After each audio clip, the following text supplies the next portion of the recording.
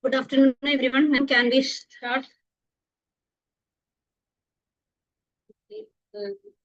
Welcome back to the session 10 of our faculty development program organized by Department of Electronics and Communication Engineering of Jyoti Engineering College on advanced communication systems shaping next generation networks. Let me introduce our resource person for session 10, Dr. Bindu K. Rajan. Dr. Bindu K. Rajan is an associate professor in the Department of Electronics and Communication Engineering at Jyoti Engineering College, Cherudurthi, with research expertise in AI-based signal processing and next-generation communication systems. She brings both academic insight and close familiarity with the FDP's interdisciplinary teams.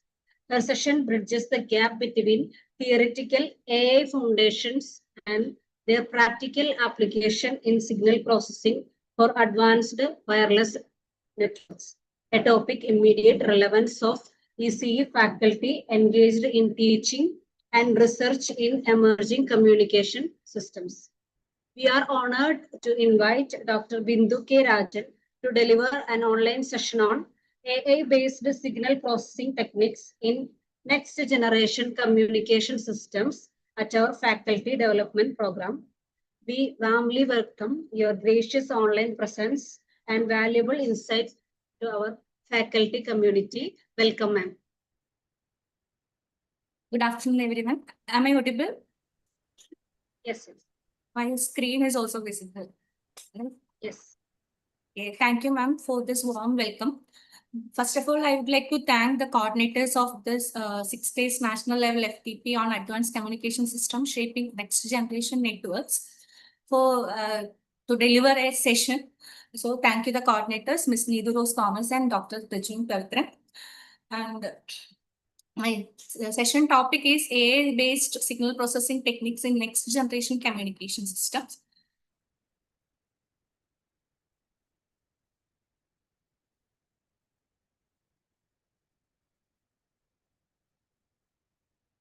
Still, it shows the first slide. Ma'am, could you please check? Yes, it is the first slide. Yeah. Now it is moving. Now you can see the first slide, right? Second slide, yes. Right? Yes, second slide. Thank you. So moving on to the AI foundations, let me discuss with you the fundamentals of digital signal processing systems. As we all know, in the real world system, we are getting the continuous analog signal.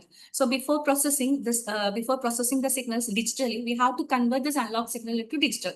For that, first we have to sample the analog signal, continuous signal, to measure the signal at discrete instance time. And then after this, we'll convert this discrete instance time interval amplitude to different condensation level or nearest discrete level condensation levels. Then before processing, we have to convert this digital data or this discrete data into digital, which consists of zeros and ones. For that, we will map each condensation levels like 3, 2, 1, 0, -1, 2, its corresponding binary representation. That is what is done in encoding step. Then this binary data, that is what is being processed using a digital signal processor or whatever maybe.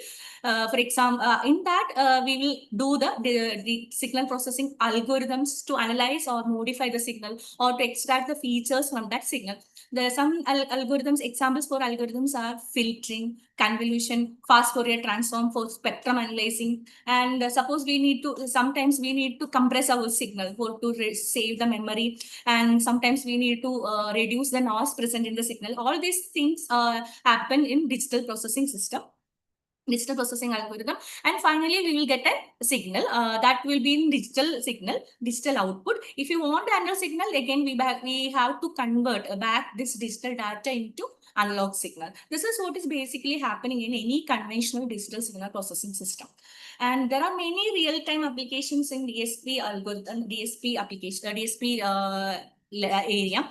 For example, audio processing, image processing, communication system, biomedical system. In biomedical system, we can analyze the biomedical signals that we are extracting from the patients, like ECG, EEG, cells.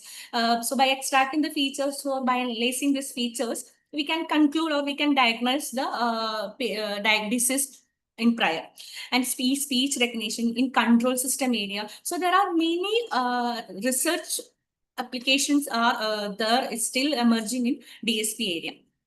Moving on to the communication system, as we know, we are dealing with now 5G. So from first 1G to 6G, that's by end of the 2030, we are expecting 6G with terahertz of band frequency, and with the data raters, they're expecting to provide the data rate more than 100 Gbps. Currently we are dealing with the 5G communications, that they are using millimeter wave communication technology and the massive MIMO communication technology with a frequency of approximately 3 to 30 gigahertz and with a bandwidth of greater than 1 gigahertz. So this is just the history of evolution of communication system. And moving on to the conventional communication system, and we know that we will have a transmitter, right? And then we will have a channel. Through the channel, the transmitter signal is transmitting, and it will into the receiver. In the receiver, what are all the steps you have done in the transmitter? In the reverse process, it will happen in the receiver section. For example, that means in the transmitter section, initially we will be having a source, we'll having an information. What are the information that you have to send? Right? Then sometimes we may have to convert this information, or maybe it in an analog form or something like that. You have to convert it into digital. So you will be having a transducer section, and sometimes you have to format the data, then encoder section, channel encoder. Then finally, before modulating, we are modulating the signal for the long range of transmission, and the transmitted signal or modulated signal is passed to the transmission channel, and it will come to the receiver section. What are all the steps you have done in the channel transmitter section? The reverse process will be done in the receiver section, like demodulator, channel decoder, source decoder. Finally, you will have that at the destination, you will get the information. So moving on to the artificial intelligence. Artificial intelligence is a branch of computer science or branch of science which deals with the computational system to stimulate human intelligence. That is why it is called as artificial intelligence. For problem solving, like logical reasoning, comprehension, any human task can be imitated with the help of this artificial intelligence. And this artificial intelligence is actually using a set of algorithms. That algorithms deals with the machine learning. Machine learning is nothing but it's a set of machine learning tools or machine learning algorithms that deals in artificial intelligence. Using these algorithms, we are processing the data. And again, in that, we have another subset that is neural network. That is, they are using the complicated structure like neural architecture, artificial neural architecture. This is something, but this is nothing but it is actually a limitation of human brains. That's why it is called as neural network. In that, again, there is another emerging trend, emerging area is deep neural network. That is, or deep learning. Simply, it is called as deep learning. In deep learning, what they have done is they are using deep features from the data to predict or classify the data or for the other simulation purposes. Or for all this purpose, if you have to use a machine learning algorithm, you need a data. That is deal with this data science and big data. Big data means you will be having a large volume of data. And if you want to, and you just know, you should know how this data are processed, how this data are modeled. All these are dealing with the data science. So all together, this artificial intelligence is a combination of, or is a combination of this data science and big data. Moving on to detail the fundamentals of artificial intelligence. First of all, I would like to introduce what do you mean by what is data? We might have heard about data, information, knowledge, right? What is the basic difference between this data, information, and knowledge? You can see a picture on my screen, right? Elephant.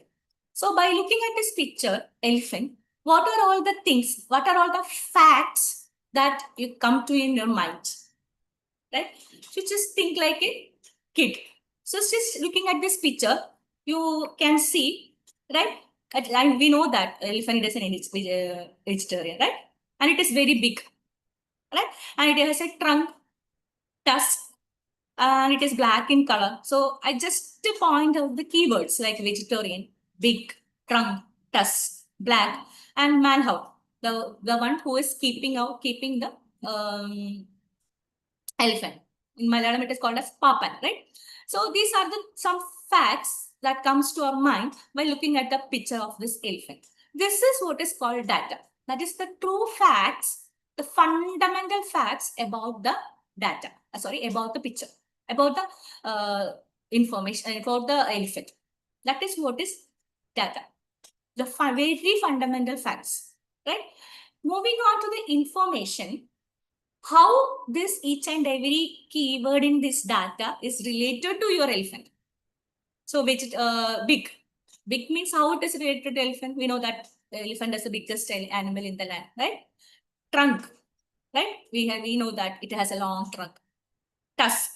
How it is related to elephant? It has two tusks, right? Black, because it is black in color. What about manhound? Manhound is the keeper. So how this data is related to your particular source, particular image? That is what is information. How this data is related to your elephant? That is what is information. And what about knowledge? So all together, by combining this information, how you come to a conclusion that, okay, this is a picture of elephant. So by looking at this picture, you can see that regarding black in color information, we will be having so many options. We can go for crow, right? Or other animal which is black in color. So how all these information are connected to this elephant, and you come to a conclusion that, okay, this particular, all these informations are connected to the knowledge that, okay, this image is this image consists of elephant. This is an elephant's image. That is what is knowledge. So before moving on to, or before dealing with the AI or machine learning algorithm, you must have a knowledge, or you must have knowledge about this, what is this data, how this information is generating, how all these informations are connected to get a knowledge. That we should know that. Okay. And computer system, you might have heard about a computer system. What is computer system? Computer system is nothing but which is an electronic device, right? It can be from a processor, a small chip processor, to supercomputers, right? And what is the specialty of this computer system? It is capable of storing and processing data, right? So this is nothing but one which do computing.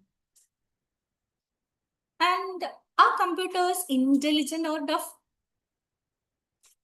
Are computers intelligent or deaf? We are imitating, or we are imitating the human intelligence, right? So using this with the help of these computers only. So are computers intelligent or deaf?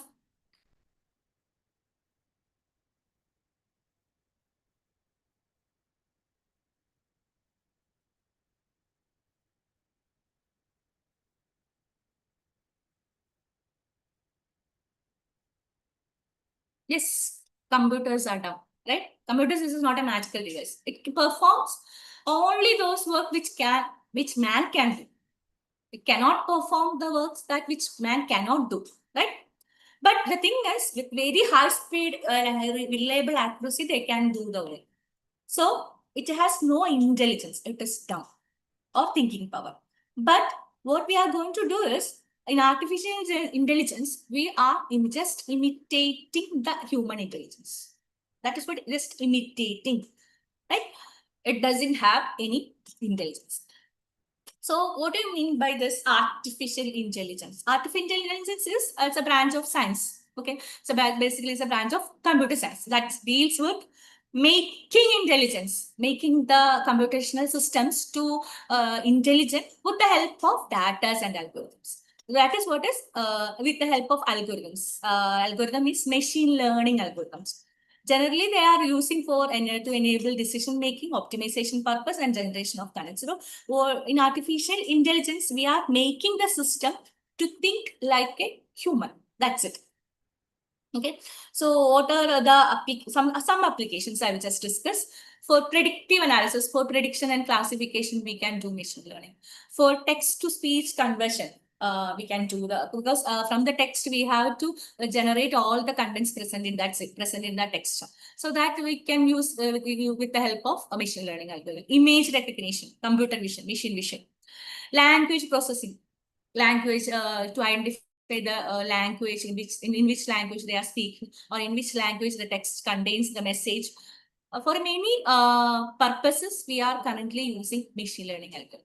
There are so many machine learning algorithms like linear regression, logic regression, decision trees, Gaussian mixture model, artificial neural networks, principal component analysis, anomaly detection, K-means clustering, support vector machine, and many more. These are just some basic machine learning algorithms, right? Okay, so actually the machine learning algorithm, machine learning, when it comes to machine learning, we are learning the machine, okay, with 3 P's. That means to improve the performance of the system at some task with some experience. See, we are since we are learning the machine, we are learning the machine by its own experience. Okay, machine learning is learning the machines with its own experience. So with three key points are there: performance and some tasks with the experience. So it's learning from its own experience. I will show you one example. So here you can see a man and one alien. Okay, the man is the alien. Well, the purpose is the alien is learning that the particular to capture the learning that the particular image contains the image of a shirt. So the man, in machine learning, what they are thinking is,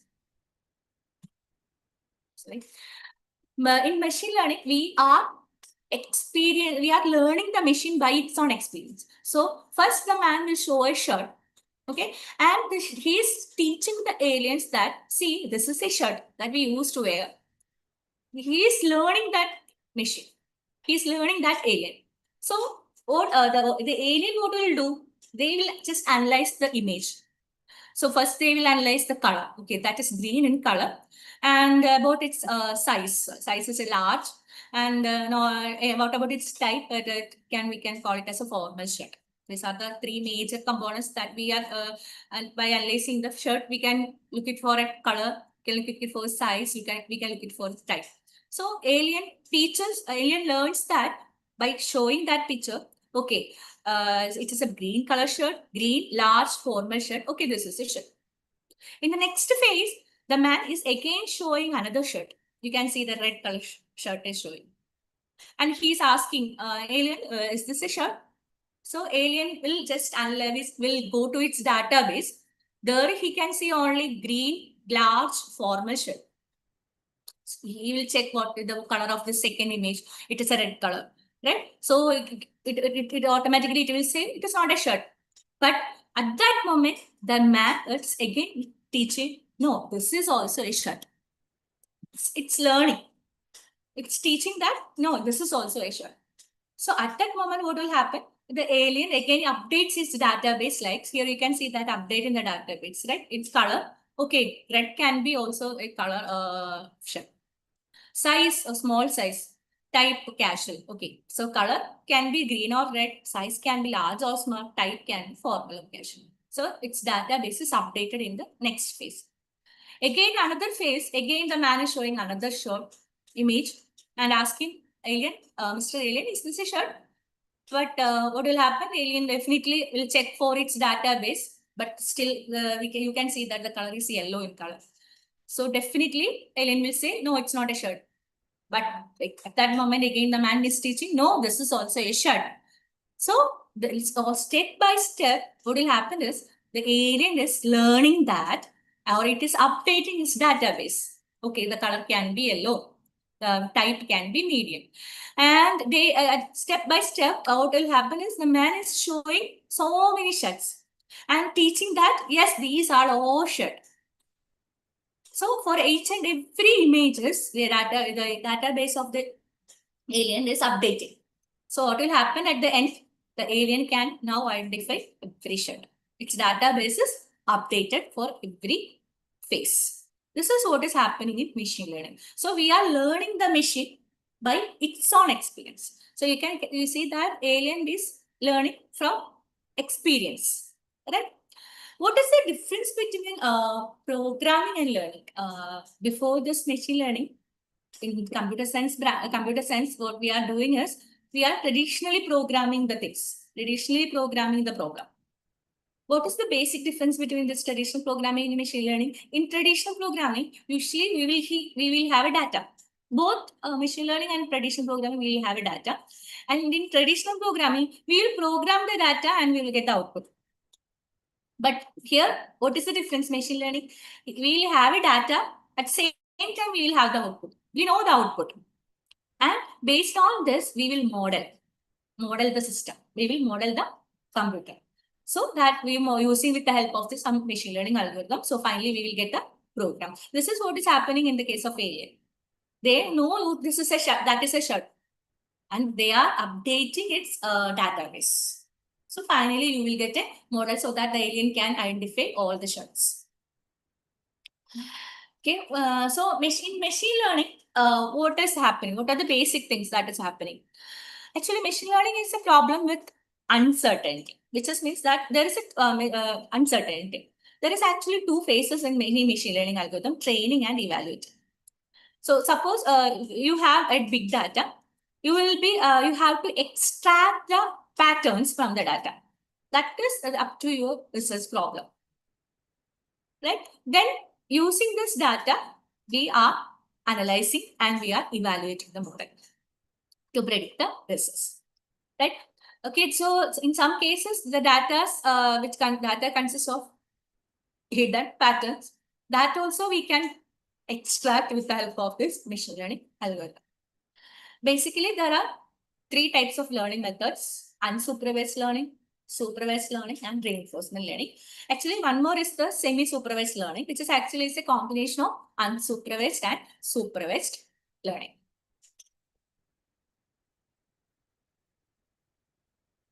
So this is just an example for how this data are treated in machine learning. Here you can see that maybe will be having the signals like ECG or EMG or any biomedical signals. Sometimes we will be having images. Here you can see the images of a brain, CT scan images. Sometimes we will be having text messages, right? Sometimes we will be having a network structure. Sometimes we will be having a table, Excel formats. In that we will be having some values and details. All this will be the raw data to the machine learning. In machine learning, what they are doing is they will extract the hidden features in that particular signals, particular data. So the feature, and they will be forming a feature vector. This is how the feature vector will be. This is how, for example, for feature vector, and they will learn from this feature vector to predict the results. So, as I told earlier, machine learning is a branch of artificial intelligence that enables the system to learn the hidden patterns from the data and make the decision without being explicitly programmed. So, depending upon the research problem, you have to wisely choose which learning method that you have to choose. These are some examples for targeted marketing or recommended system, or big data visualization, or custom compression techniques, or segmentation techniques. You can use unsupervised learning. In case of supervised learning, actually there are two methods: classification and regression. In classification, you can in image classification or customer recognition or diagnosis basis detection, fraud detection, you can use supervised learning. And regression means it's a forecasting prediction. Suppose if you want to predict the weather or predict the gold rate or something like optimization, or you can use supervised learning. So reinforcement learning means basically it is used for game purposes, robot navigations, or real-time decision. Semi-supervised learning is actually a combination of supervised and unsupervised learning. Supervised learning. What do you mean by supervised learning? Supervised learning is nothing but we will be having, this is a highlight, we will be having labeled data. That is a fundamental difference between the supervised and unsupervised learning. So here you can see in this table, here you can see that some features that are extracted from the raw data, and each features are labeled with its output. So for x11, x12, x13, etc. up to x19, that particular feature vector corresponds to the label y1. So each input features are labeled. That is the basic difference in unsupervised and supervised learning. So for example, if you will be having a set of apple images and a cupcake images, right? This is a training data. For any machine learning algorithm, we will be having a training data and testing data. In some cases, we will be having a validated data. If you are going for a research problem, definitely you will have a validation data for that validating your model. So suppose if, for example, if you have a set of apple images and cupcake images in your training data, and here we have seen unseen unlabeled data. Unlabeled data means its features are not labeled. So in the case of apple and cupcakes, you have to extract some features. What are some examples for these features? You can extract the color of this apple and cupcake. Right? You can take the shape, texture. So anything you can take. So all this belongs to this feature vector. If you're taking three features, color, shape, texture, your feature vector will be of size 3. 3 elements will be there. Right? And for particular element or each data in your database is labeled with its feature vector and its output, whether it belongs to apple or cupcake. So this training data is you are giving to the machine learning model, and this model learns all the features extracted from the input raw data. Then as soon as you are entering an unseen or unlabeled data, based on its experience, that is what is the difference. Based on its experience means based on the feature vectors with labels available data, they will analyze this unseen data and it will classify whether it is a cupcake or not. Right? This is what is happening in supervised learning. In supervised learning, there are two methods: are the classification and regression. Classification means you're classifying the data. As just told earlier, you have to classify the images, like whether it is an apple or cupcake. Or if you want to classify the email is spam or not. Right? If you suppose you have a set of emails and you have to classify whether that particular email is spam or not. And if you have a set of CT scan images, you have to classify the type of cancer. That is what is classification. So here you can see that this red dots and green dots, they are classified by a model. Right? What about regression? Regression means it's a prediction. What is the temperature is going to be tomorrow? Suppose if you have a database which consists of temperatures for the last 3 weeks, and you are based on this data, by analyzing that data, you are going to predict what will be the temperature for some particular date in future.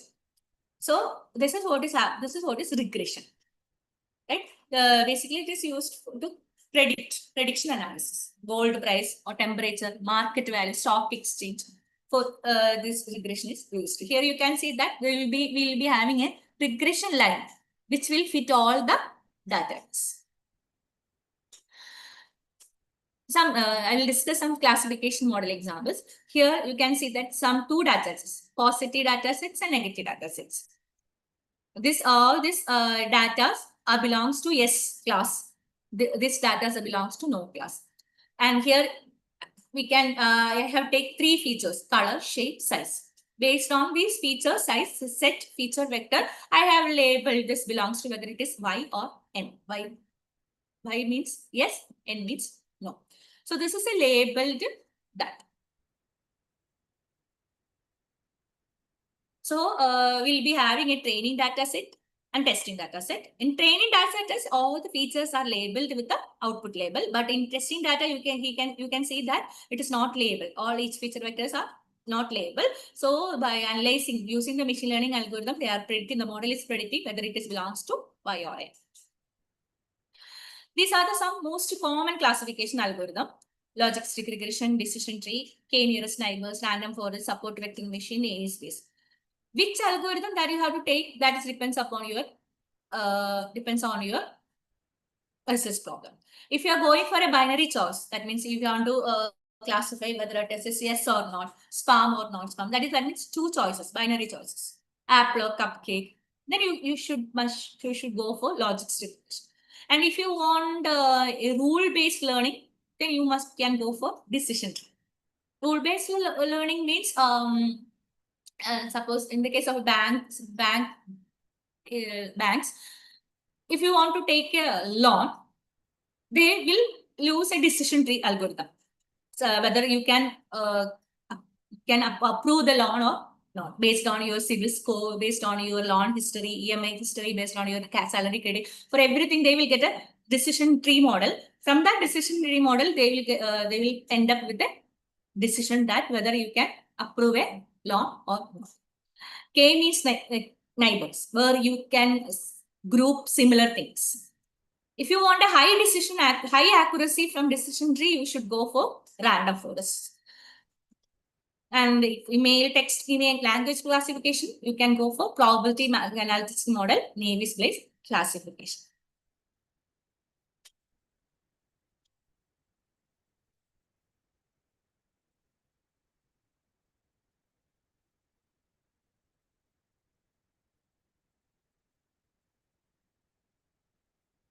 And so I just explain what is logic regression means.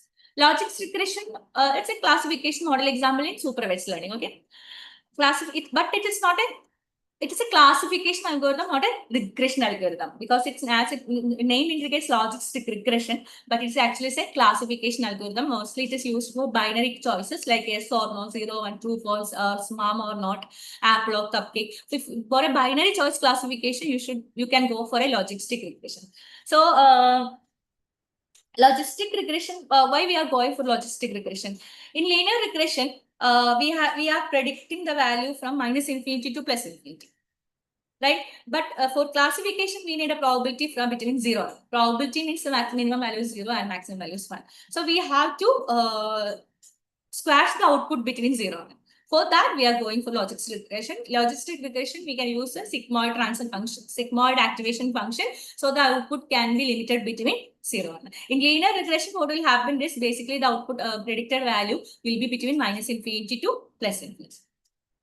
Okay, so in how it is work, linear regression, how it is working means actually we will be having a set of input features. We will compute the linear combination of these input features. Then after this sigmoid function will be applied.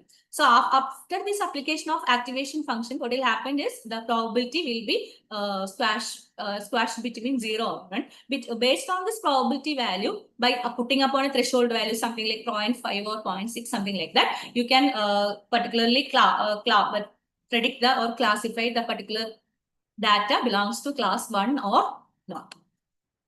This is how unsupervised learning working. And unsupervised learning. And unsupervised learning algorithm works with unlabeled data. That is the main difference. Okay. And again, it used to extract the hidden features lying on the data. Mostly it is used for clustering purposes like segmentation and anomaly detection in topic modeling. Some examples are clustering, k-means clustering, dimensionality reduction. If you want to reduce the feature vectors, reduce the size of feature vector, you can go for principal component analysis in unsupervised learning. So the main thing is unlabeled data. So here you can see that this will be your data set. Here, each feature vector is not labeled with its corresponding output vector. So, by analyzing the features, by analyzing the data, the model predicts whether that particular input belongs to which class 1 or class 2. So, this example for unsupervised learning is customer segmentation. Let's take an example. Suppose a company has a data of about its customers, like age category, income category, shopping amount category. For age category of 22, they are having an income of 30K and they will shop for 5,000 rupees per month.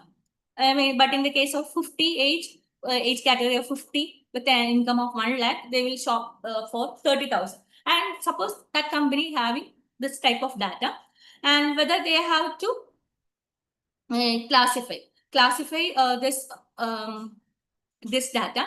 They use unsupervised learning to group the customers into categories like low income, low spending, high income, low spending, high income, low spending, something like that. So this helps the target marketing better. So here you can see that this each and every input feature vector is not labeled with a particular label data.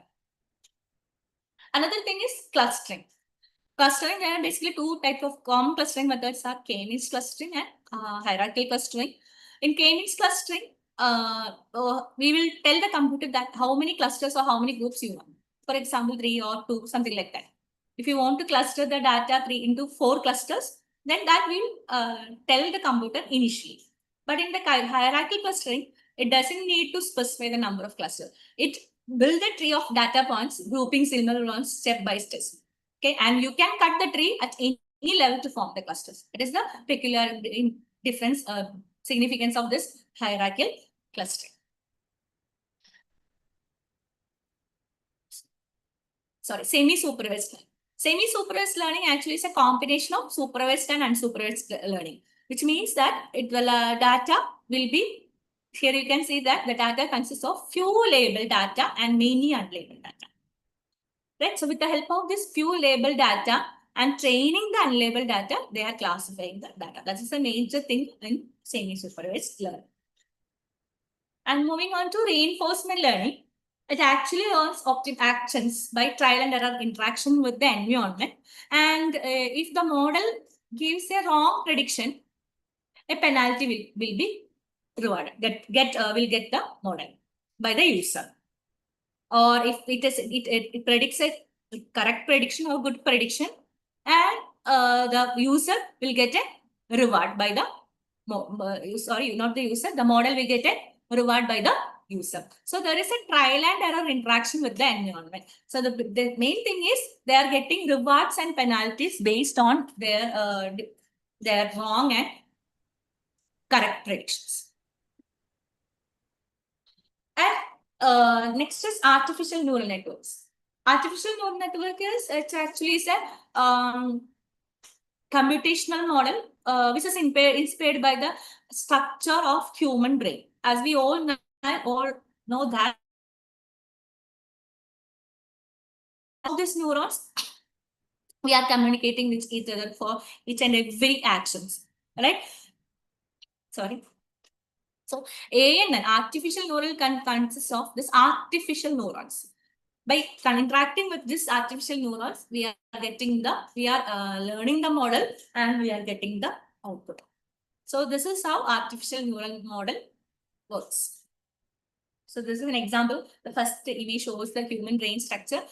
And then each color corresponds to each activity portion related to our human brain. And this second image shows the picture of biological neuron. And we have a dendrites to connect contacts with the other neurons. And this is a microscopic view of neurons, biological neuron. So in artificial neuron, how is this working?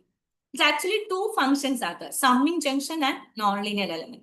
So if you have you will be having more than 2 inputs, and each input x1, x2, x3, etc. up to n number of inputs you will be having, and each input will be weighted by some weights. How these weights are assessed or how these weights are computed, evaluated? based upon the importance of each features. For example, if particular feature X1 is very important to predict that particular class, you can put more weight to that feature, right? If it is least important, you can put least weights to that particular feature. So each input is weighted by some weights and they are added together. That is what is happening in summing junction. And this will be given to the nonlinear element. From this, the prediction is done. Based upon the value of this f of e, this nonlinear element uses some activation functions, tan h or sigmoid binary step function. Any activation functions you can use. Based on this activation function's value, after applying this activation function, you will get a value. Based on that value, the output is predicted. So neural network, so this is a powerful tool, right? So it consists of neurons, connections, weights and biases, propagation functions, and learning growth.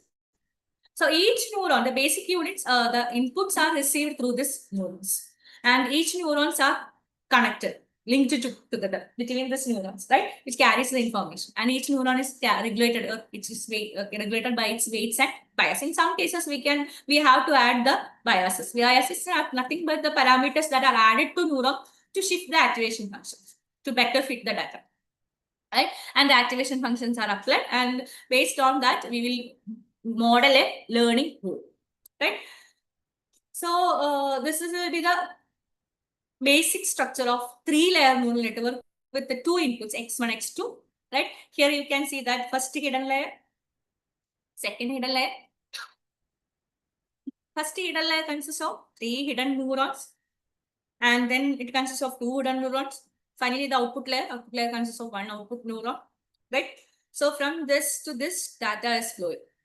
So hidden layers extract the hidden pattern in the raw data.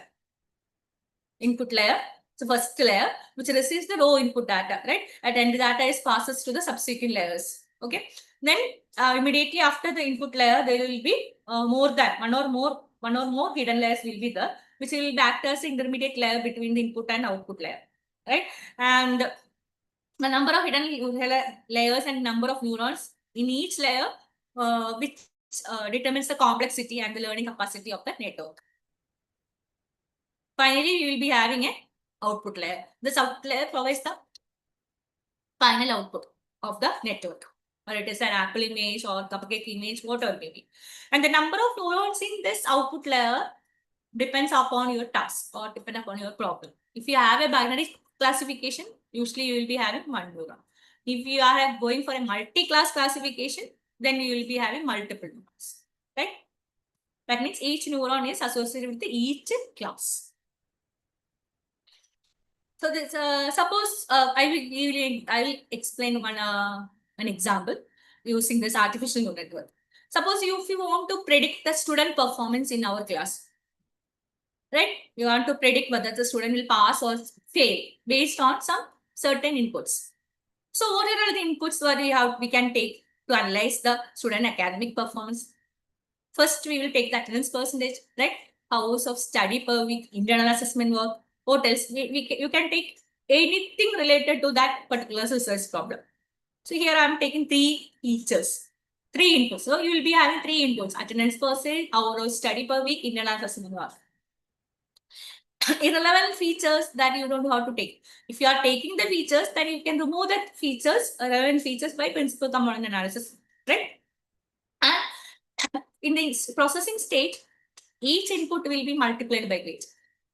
So you have to weight each input based on its requirement or based on its importance. If it is very less important, then you can put a least weight. If it is very important, that particular image, as we know that hours of study per week is very important to analyze whether student will pass or fail. So you can put a high bias or a high weight to that particular feature. So based on that, we will assign or some weights along with some bias to each and every inputs features. And this will pass to an activation function. Normally, sigmoid or RLU function will apply, right? So after applying this activation function, you will get a value between 0 and 1. If the output is very close to 1, we can predict the student is predicted to pass. If it is very less close to 0, we can say that student is predicted to fail. So how the uh, thing is how you are modeling this structure, how this modeling this model, this layers. That depends upon your weights, inputs, and how you are adding in hidden layers. How many hidden neurons you are taking each and every hidden layer. That is very important, right? So as we know that higher hours of study and better internal mark, we can see that we can conclude that there is a probability for increase. That is there is much probability for to pass the student. If he or she has poor attendance, there is a less chance to pass, right? The chance of pass will be very less. So these are the concepts behind artificial, basic concept, right? Artificial neural network. So artificial neural network consists of artificial neuron layers, weights, bias, and activation function. So using all this, we are modeling this neuron. That is what is learning. Adjusting the weights based on the data. So we can if it is a wrong prediction, we can adjust the weights. That is what is happening in artificial neural network. So I will just explain some examples in signal processing, how we can apply machine learning algorithm. This is one example for ECG signal classification.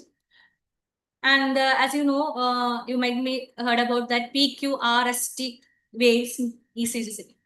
So doctors, what they are usually analyzing this PQRST waves, peaks, to predict whether the particular patient has disease or not, right?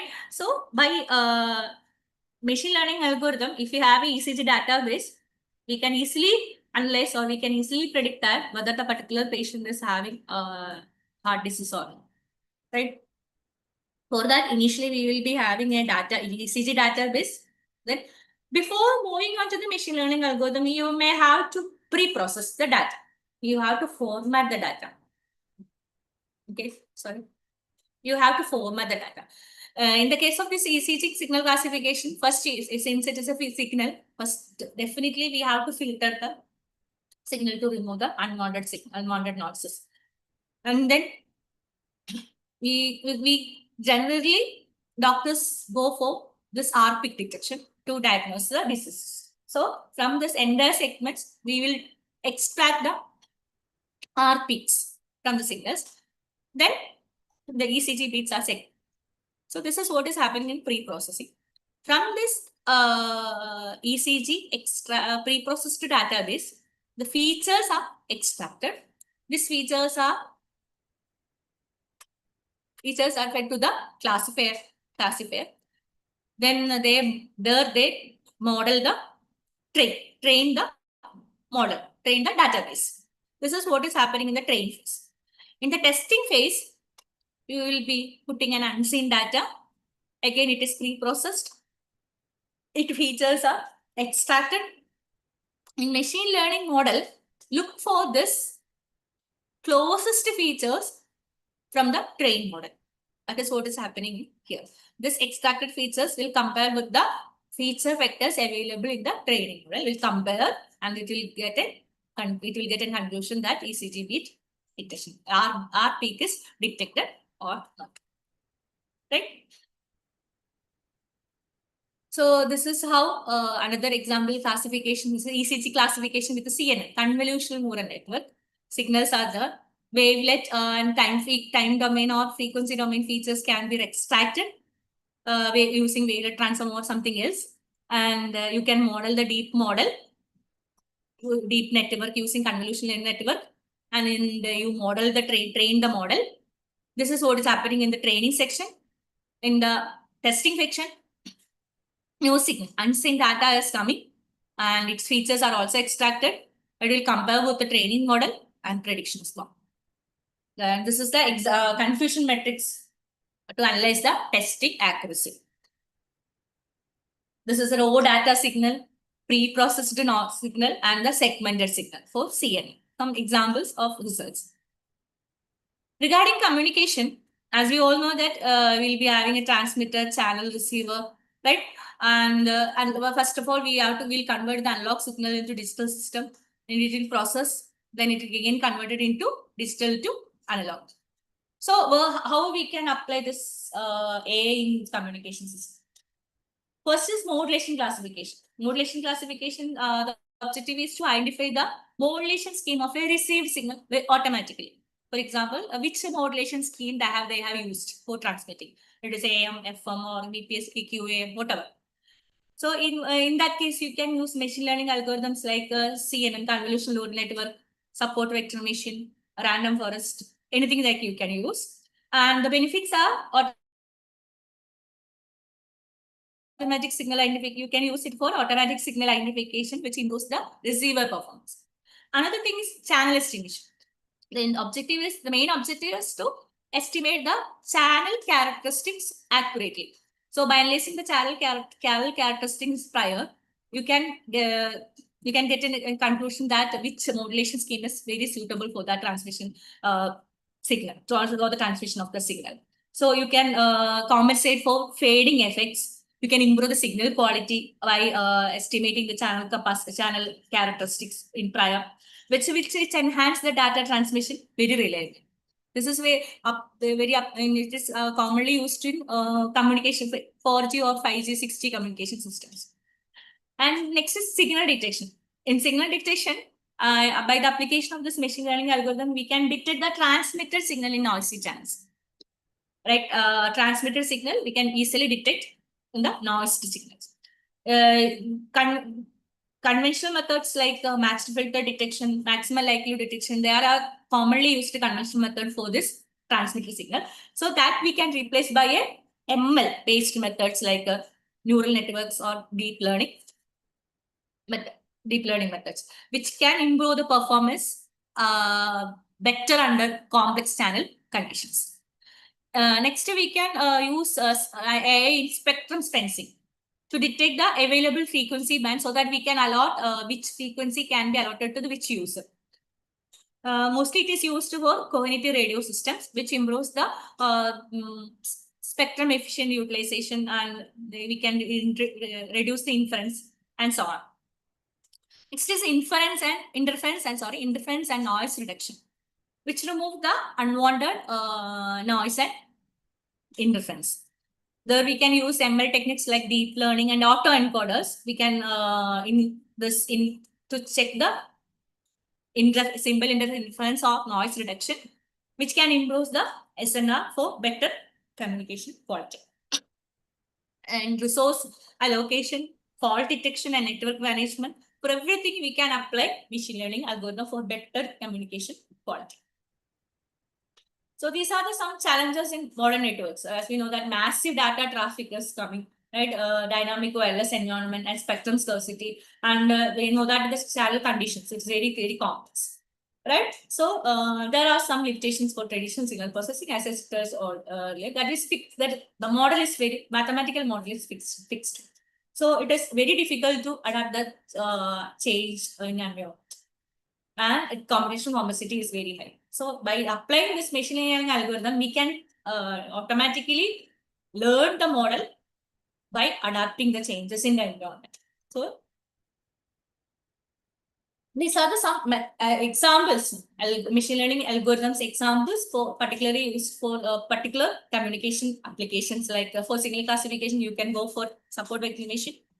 Pattern recognition, you can go for KNN, fault detection, random forest, modulation classification, CNN, time series analysis, RNN, classification prediction, you can go for XGBoost. XGBoost is one of the recent research work going on in XGBoost.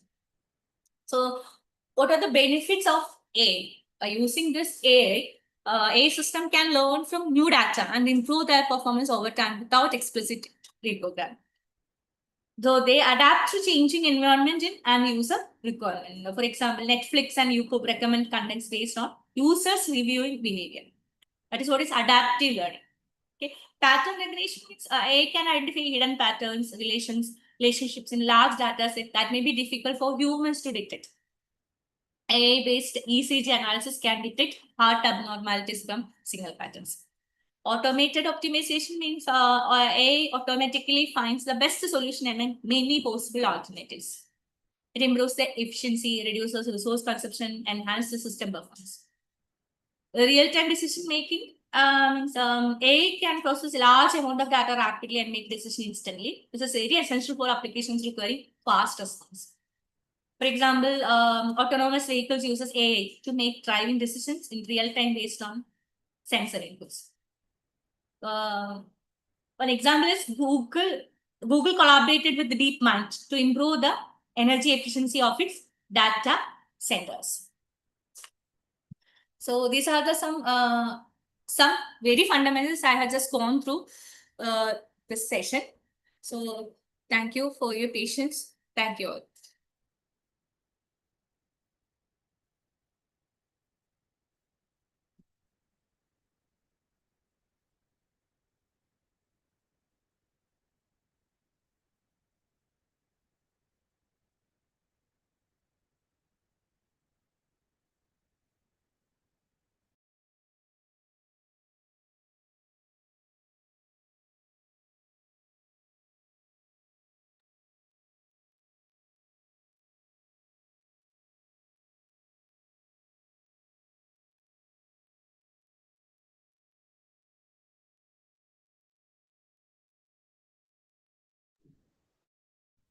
Thank you, ma'am.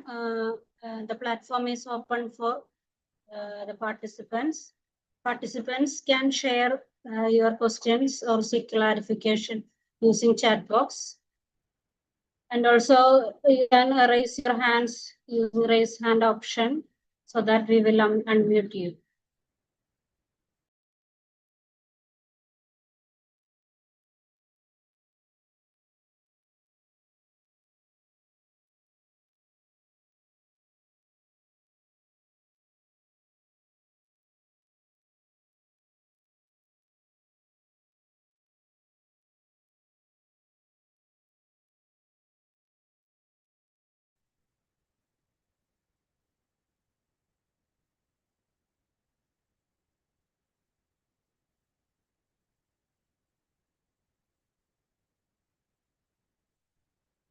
Ma'am, there is a question in the chat box.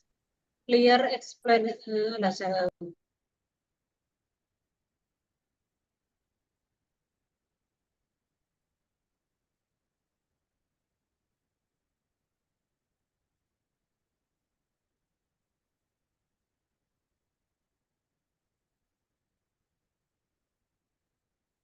Okay, those are appreciation messages. I think there is no question regarding the session in the chat box.